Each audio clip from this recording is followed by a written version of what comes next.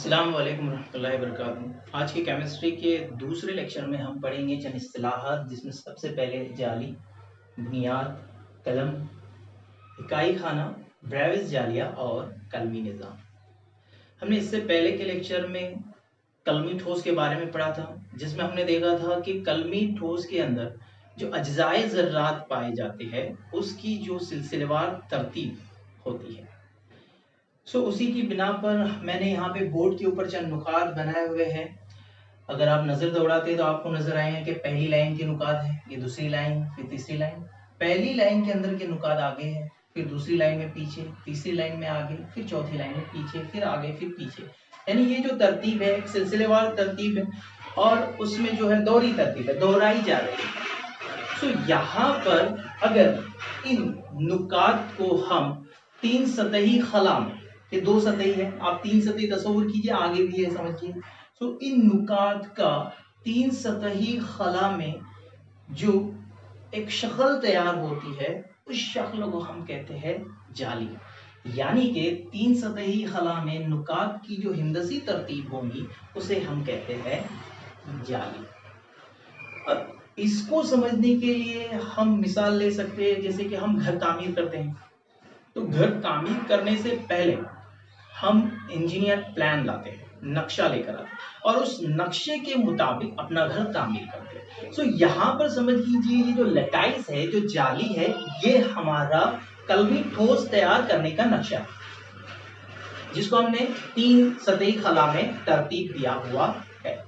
अब अगर ये जो नजर आ रहा है आपको नुकात, इसको हम कहेंगे जाली के नुक्ते, ठीक है। लटाइस पॉइंट इंग्लिश में कहा जाता है, तो उर्दू में हम इसे कहेंगे जाली के नुकात। नुक्ता एक ले रहा हूं, तमाम को लेंगे नुकात। ये हो गया जाली का नुक्ता, ये तमाम हो गए जाली के नुकात और इनसे तैयार हुई एक जाली। अगर इन नुकात के ऊपर ही हम हर नुक्ते के ऊपर अज्जाए ज़र्रात को फिक्स करते हैं, अज्जाए ज़र्रात को इन नुक्तों पे रखते हैं और इस तरह से रखते हैं कि जो अज्जाए ज़र्रात कुर्रे नुमा होता है, हर नुक्ते पे हर अज्जाए ज़र्रात का मरकज फिट करते हैं। उसके बाद जो थ्री डायमेंशनल तीन सतही शक्ल हमें तैयार होगी, उस तीन सतही शक्ल को हम कहेंगे कलम। यानी कि इन ज़र्रात के ऊपर फर्ज कीजिए, यहाँ देखिए ये नुक्ता है, जो किसका नुक्ता है, जाली का नुक्ता है। मैं यहाँ नुक्ता लिख रहा हूं और इसी नुक्ते के ऊपर ये मैंने सर्कल जो दिख रहा है आपको, दायरा दिख रहा है, ये फर्ज कीजिए कि ये कुर्रे नुमा अज्जाए ज़र्रात है। क्या है? कुर्रे नुमा अज्जाए ज़र्रात।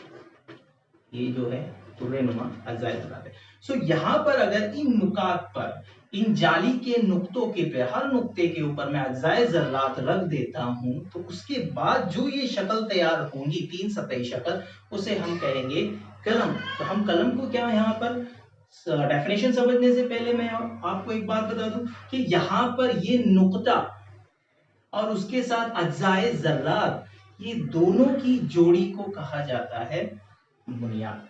क्या कहा जाता है? बुनियाद, जिसमें क्या है, नुक्ता और अज्जाए ज़र्रात लिखा हुआ है। जाली के नुकात और ज़र्रात की जोड़ी को बुनियाद, बेसिस कहते हैं और इन बेसिस का ही तीन सतही खला में तरतीब देना और उससे जो हिंदसी साख तैयार होंगी उसको हम कहेंगे क्रिस्टल कलम। ठीक है, अब देखिए एक कलम तैयार हो गई, ये एक कलम तैयार हो गई हमारे पास, ठीक है, ओके ना। बट इसके अंदर क्या होता है कि हर कलमी ठोस के अंदर, एक ही कलम के अंदर एक छोटी सी साख्त होती है जो बार बार दोहराई जाती है। मिसाल के तौर पर अगर समझना है तो हम दीवार लेते हैं, हमारी इस दीवार के अंदर ईंटें होती है और ईंटें बार बार तरतीब देकर हमारी पूरी दीवार तैयार होती है। तो उस दीवार में एक छोटा सा हिस्सा जो दोहराया जा रहा है उसी के, वो क्या होगा? ईंट। उसी तरह से कलमी ठोस के अंदर, कलम के अंदर एक छोटी सी साख, एक छोटी सी इकाई साख जो बार बार दोहराई जाती है, उसे हम कहते हैं इकाई खाना। किसी भी कलमी ठोस में बार बार दोहराए जाने वाली सबसे छोटी इकाई खाना कहलाती है। ठीक है, अब ये हमारा अरेंजमेंट है। फर्ज कीजिए कि ये एक जो है क्रिस्टलाइन स्ट्रक्चर है और इसमें ये जो नुकात है, आप इसको तस्वुर कर लीजिए कि ये ज़र्रात है। अब ये तरतीब है। अब मैं इनके चंद नुकात को अगर मिला देता हूं, ठीक है, जैसे कि ये हमको यहाँ पर एक शक्ल तैयार होती है, जैसे कि ये एक छोटी सी साख इकाई खाना तैयार हो, ये हो। इसके बाद अगर मैं और अगली जो है मिलाने की कोशिश कर लूँ, इसके बाजू में यहाँ से, ठीक है, ये और मिल गया। इस तरह से अगर और नुकात रहेंगे तो और दोहराए जाएंगे। इसके बाजू में भी एक मैं बना दूंगा, लेकिन वो क्लियर नहीं दिखेगी। यहाँ की और ये एक शय है और वापस दोहराई गई, यहाँ पर और नुकात में और दोहराई जाएंगी और दोहराई जाएंगी, और ये पूरा एक कलम तैयार करेगा।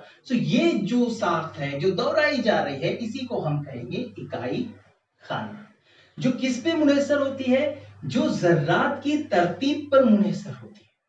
अब यहाँ पे सेकंड पॉइंट आता है हमारा ब्रेविस जालिया। अब ब्रेविस नामी साइंसदान था, जैसे कि मैंने एक अरेंजमेंट बनाया, यहाँ पे आगे पीछे लिया, यहाँ पे सब एक के ऊपर एक लिया, ठीक है। इस तरह से मैंने दो टाइप से अरेंज करके आपको दिखाया।